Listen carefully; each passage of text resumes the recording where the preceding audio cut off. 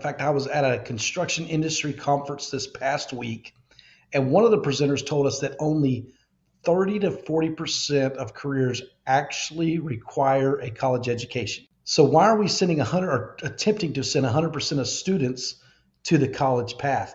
And in fact, over 40% of students flunk out of college. So they waste a few years and expenses.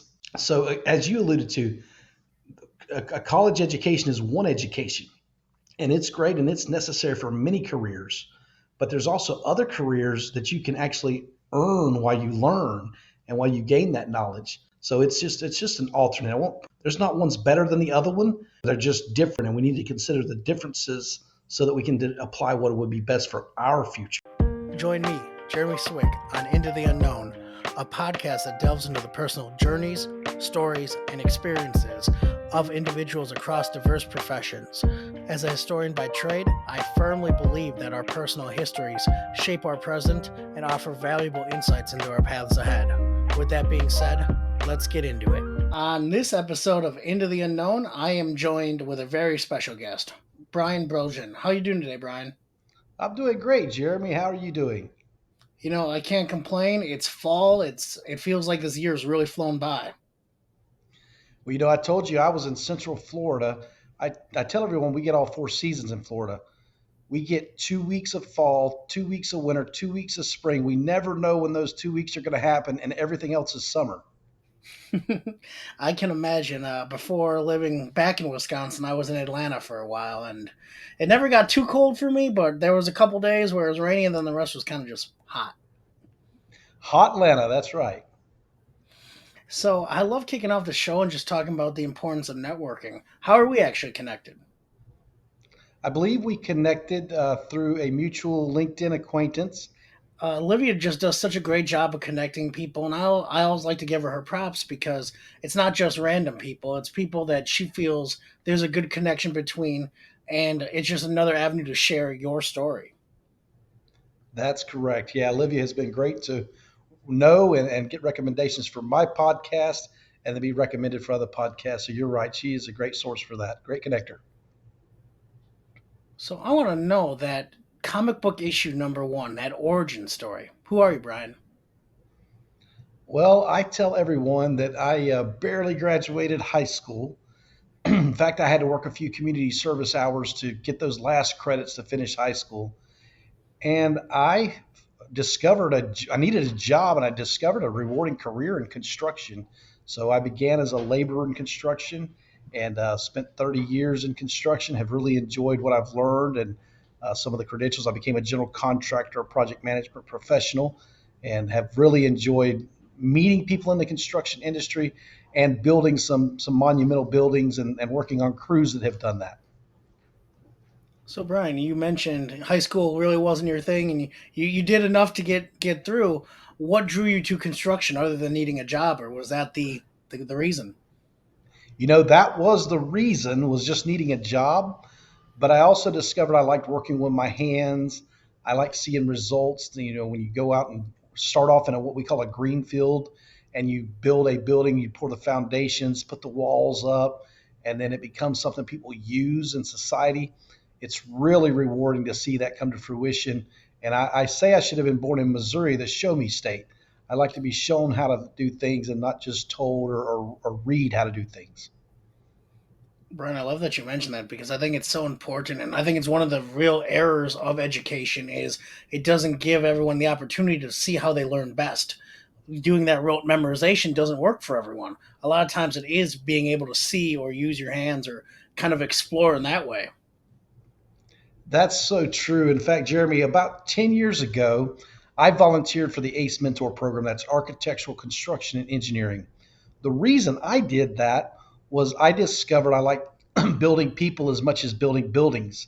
And one of the things I learned in the classroom, the reason I went back to the classroom, let's say it this way, is when the first time I rolled out a set of drawings and there were perimeters and areas and square footages, and I went, ooh, wow, I should have paid attention in high school.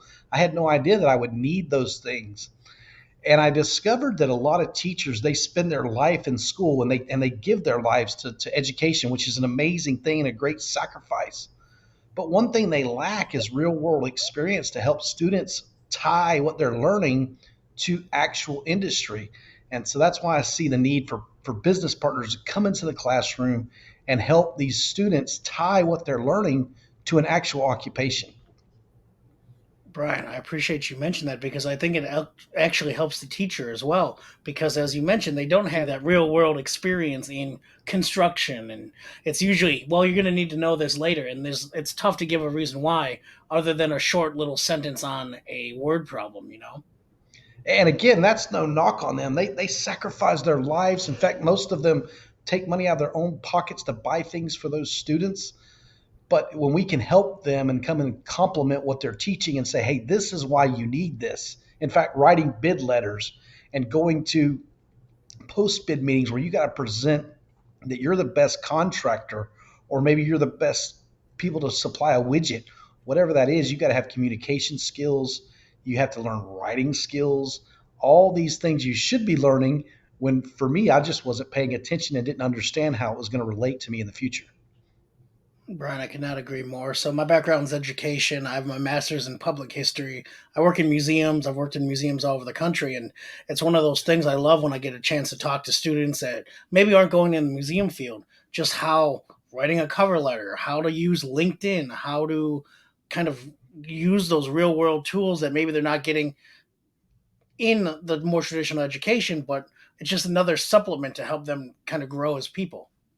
Absolutely, yeah. To make them again, you said about connections with people, and that's another amazing thing that we can connect with human beings, but also to make the connection of what we're learning to how it's going to apply to our career and how we can go use it as a tool in the future. So I think it's just important that we learn to partner with educators and help these students gain some knowledge on, okay, well, this is where this actually applies in real life. In fact, I asked my pre-algebra teacher, why do I need to know this to buy a loaf of bread and a gallon of milk? Have you ever heard someone say that? I had heard it all my life, but what my teacher should have asked me is, well, do you plan to be a purchasing agent for a grocery store? Because that's the only reason you might be buying milk and eggs as an occupation. You do need math, and you do need science, and you do need social studies to understand how the world operates. And we just need to work hard on making tying that for these students. Brian, I could not agree more. It's so funny because math was always not my strong suit. And I thought even when I went into education, I was going social studies and went in the humanities, did public history, worked museums. And then I had to start making exhibits. And the thing you need is you need to measure out and make sure everything in your exhibit fits. And I had to kind of laugh at my younger self to just not really make those connections because I didn't pay attention in the math classes. I was more obsessed with the history book or whatever was going on in social studies or gym class, you know? Yeah, I mean, frankly, we don't understand why we need fractions. Like, why do we need to divide numbers into these smaller equations? But again, when we can apply that to real world, and in your case, hey, this is if you're going to do an exhibit, it needs to be this to fit these dimensions and this scale. So that's something you can help young people understand. It works in all facets of careers and life. So again, it's just really important to make that connection.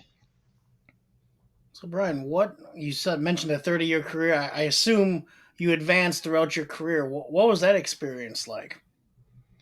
Yeah, so I told you I started off as a laborer. That was digging ditches, and one time we had to dig these steel slugs out of these big tubs and put them in for counterweights. So a lot of hard labor intensive work and in the elements in the heat, the rain. In Florida, that's mostly where I did my work. It was mostly heat and rain. There wasn't a whole lot of cold, but we had to work in those elements and make those sacrifices. In fact, most of the jobs that you work are out of town, so you got to spend nights in hotels away from your family. So a lot of sacrifices are made there. And then you work your way through the ranks. You become a supervisor, foreman, superintendent. I became a construction manager. And then finally, I became a vice president where I was actually responsible for a whole team of people that did the work out in the field. So that's what I like to tell students today is, you can start off as a laborer and you can advance to an executive in a construction company without a college degree. I have many friends that did the same thing I've done. I'm not unique in doing this, but it was awesome to realize, okay, this is a way you can take your experience and grow your experience to become an executive in the industry. Brian, that's great that you mentioned that because I tell people all the time, especially students, while college may be a tool for some people, it's not for everyone, and it doesn't need to be for everyone. I think one of the things about education, as it's continued to advance, that understanding that there's so many amazing things people can do for careers that don't require you to go to for 6, 8, however many years I was stuck in school to find ways to actually have success. And it's just, I do love that more people are sharing their stories to encourage that younger generation as well.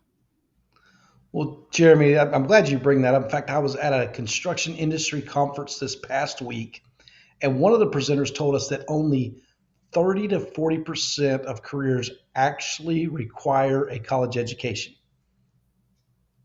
So why are we sending 100 or attempting to send 100% of students to the college path? And in fact, over 40% of students flunk out of college. So they waste a few years and expenses.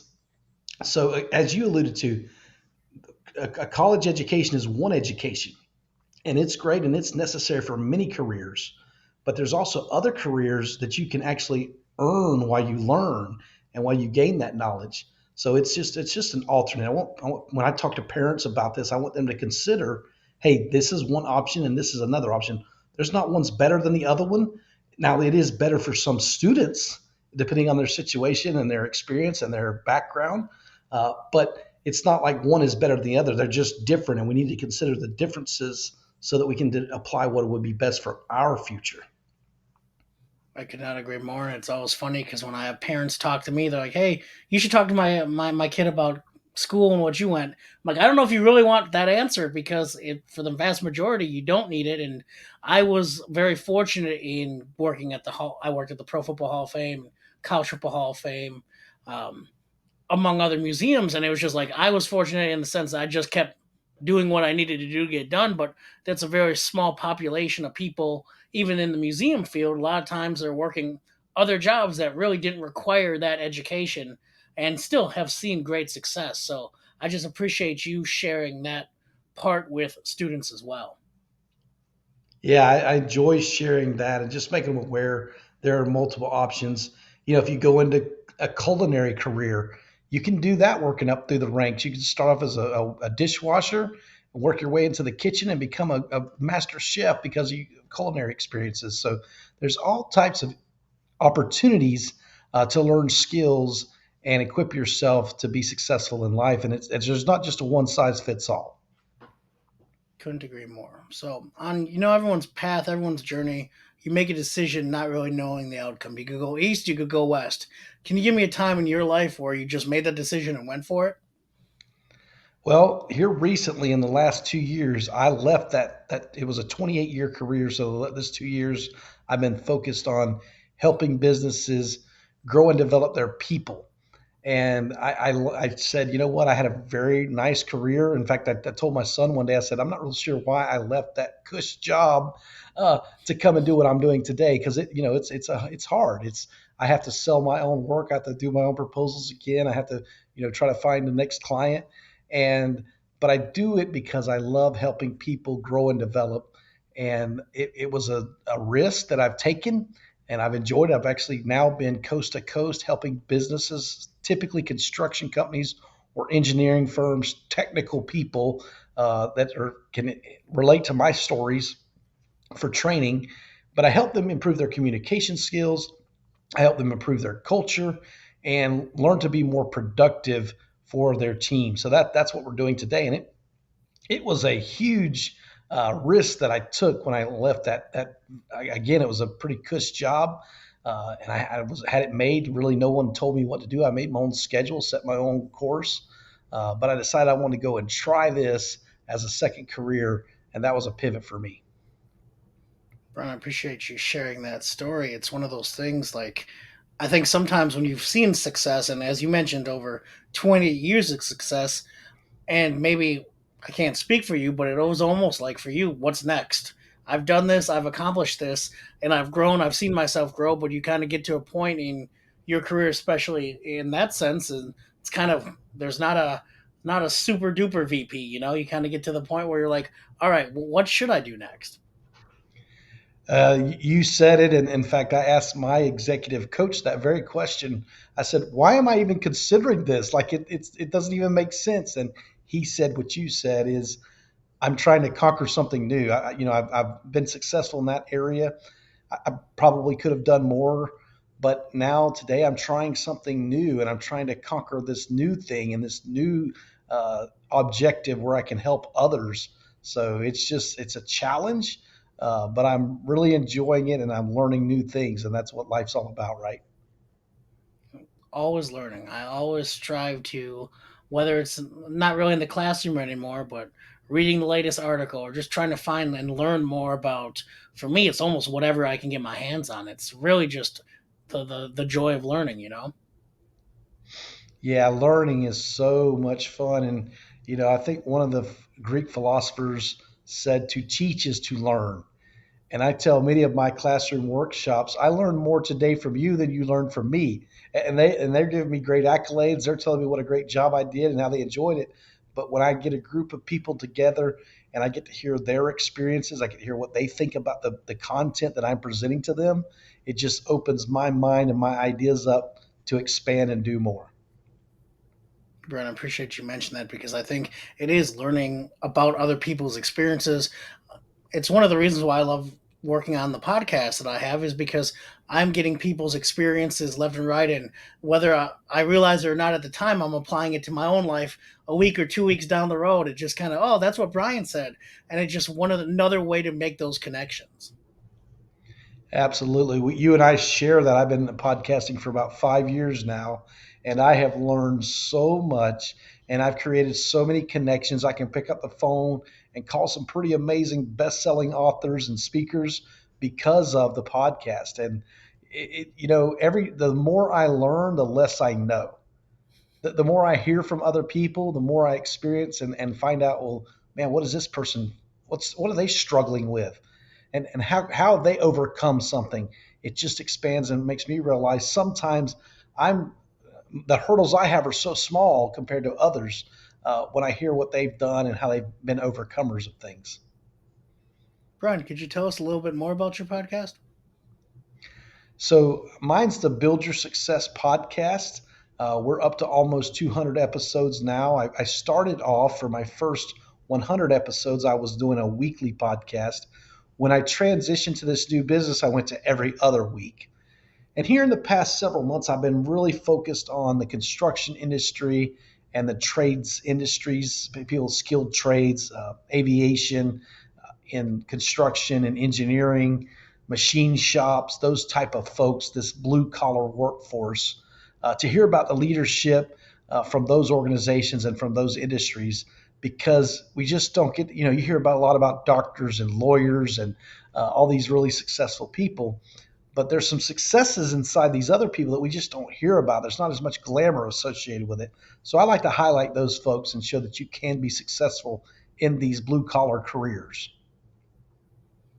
What prompted you to jump into a podcast? Well, I have a friend. He has blue collar leadership. His name is Mac Story, and he's had a podcast for many years. And I had a phone conversation with him, and he said, "You should start a podcast." I said, "Mac, I don't know how to start a podcast." And he gave me about a 5 bullet item. This is how you do it. And within a week, I launched a podcast. My first 5 episodes, or 6 maybe, I try to teach lessons. I'm not good at speaking to a computer. I do a whole lot better engaging with individuals. So we transitioned to an interview podcast like yours is, Jeremy. And that's when I really found, okay, this is what I enjoy doing. I love speaking to people and learning from others. Brian, it's become such an enjoyment to get to talk to people weekly and just learn more about their stories. Oh, it really is. You just don't know till you know about someone else's stories and how they got to where they are today. In fact, the way you're asking these questions just opens my mind and thought to other people and how I've heard from other people what they've learned and what they've experienced. So it's just great to be inquisitive on these podcasts and learn from the people like your guest. Brian, I appreciate that. It's one of those things, of course, I always try to send an outline just because some people prefer an outline. Again, we talked already, there's just a variety of way people take in information. But what I love is when we can have more of a fluid conversation and you mentioned something and we can go back and forth. One of those enjoyable pieces of talking to just so many different people. It really is. And again, one of the things I've learned having a podcast is I don't have to agree with you to respect you and understand you. I can hear your thoughts and your ideas and expose my audience to those diverse thoughts and ideas without having to promote them or agree with them, but just recognizing, you know what, I want to hear this other side of a story so I can consider it and determine for myself, what decision I'll make. I think one of the most intelligent things for people to do is be able to hear others' opinions, even if they're vastly diverse in your opinions, and just kind of actually listen and the whole "I hear you" thing, and just listen to their conversation, listen to their thoughts, and maybe it'll give you an avenue you never really thought about. As we've been kind of the theme of this whole episode, you know. Exactly. Yeah. Just opening up ideas and thoughts, staying principled, staying with your beliefs and what you would die for, but being recognizing other people have different thoughts and different opinions that may not align with yours, and that's okay. Brian, so title of the podcast, Into the Unknown. You alluded to it, but what are you working on now? What do you guys have going on with your company? So one of the things I'm working on today is a youth version. So my podcast, I ask a question that began at episode 69. A guy by the name of Larry Levin was my guest, and after we finished the podcast, I said, "Larry, what can I do to improve my podcast?" He said, "Brian, you ask really good questions." He said, "But one thing I would do is come up with a signature question." So he and I went back and forth. It's a leadership podcast. We decided on this really dynamic question. What does leadership mean to you? It's so simple, and yet we get so many diverse answers that after asking that question many times, I decided to write a book and invite people with me to write a chapter in the book. That book series is called Voices for Leadership. So we have two volumes of that now, with 40 authors in one the first volume, and then another 40 authors in another volume. And today we're working on volume 3, where we're inviting young people ages 17 to 25 to write a chapter. I learned through my volunteer work in the schools we talked about earlier that some of these young people are doing some amazing things. They're leading at that early age. And I want to hear their stories about leadership. So we're inviting them to write a chapter in this volume 3 that we're working on today. So if you know someone in that age bracket that's really setting the world on fire in leadership, send them our way, voicesforleadership.com.